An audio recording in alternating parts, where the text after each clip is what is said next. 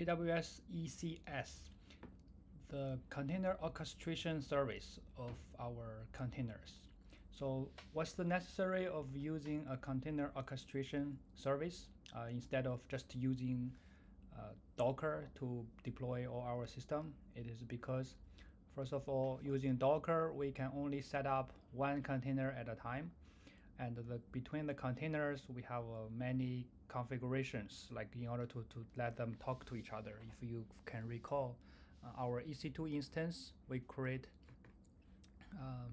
an instance first, and then we installed Docker on it, and then we pull the image, and then we start the container and pass the parameters, and then the Docker container start, and then our application got started, right? So this is a kind of like a tedious process. A lot of steps needed to have operations on the AWS side, and this is just only for one container, and one service. Like if you have a microservices architecture, we have many containers. We can have like 20, 30 different containers. And then we have a database connectivities. We have a Kafka cluster. We have a Redis. We have MongoDB. All those could be potentially a container. And all of them need to talk to each other together. So each of them is one container. And not to mention that for each service, we need multiple instances. For service A, we need 2 containers to run on different servers to make sure that the service is always up and running for the high availability. So the orchestration service is actually to use this kind of paradigm, okay, so the design architecture to help us to create a cluster that only provide the proper configurations, and then this service will handle the creation of the instance, creation of the Docker container, monitor the status of each container, and also it can automatically start new containers and shut down containers per traffic or per usage workload. And also we have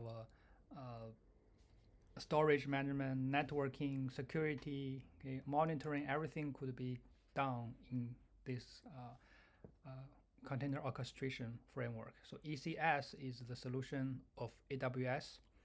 And also we have another technology called Kubernetes.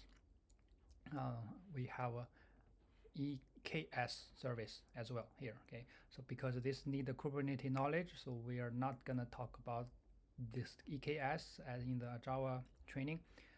Maybe in the future, we're gonna introduce a little bit of Kubernetes so that we can use EKS, because EKS is mainly in Kubernetes side, not in AWS side. But ECS, okay, is doing the similar thing, but it's purely on AWS. We just need our Docker container and the Docker image to be pushed to the registry, and then we can set up a cluster by defining how many container we need, how many different services we need. Then ECS will automatically create all those services for us. Okay, so the next we're gonna start using ECS to create a cluster with probably 2 or 3 services of the same ingredient API we created. We just connect to the database. Okay, if you forgot, this is the ingredient API, so it's still running there. We can copy this. Okay, so this is the API, 8080/ingredient. Right, so this is the API we previously created on EC2 instance. Only one Docker container, one instance, and there's no way we can create more, or we can monitor it, like what's going on of the container. Okay, so yeah, that's the introduction of ECS.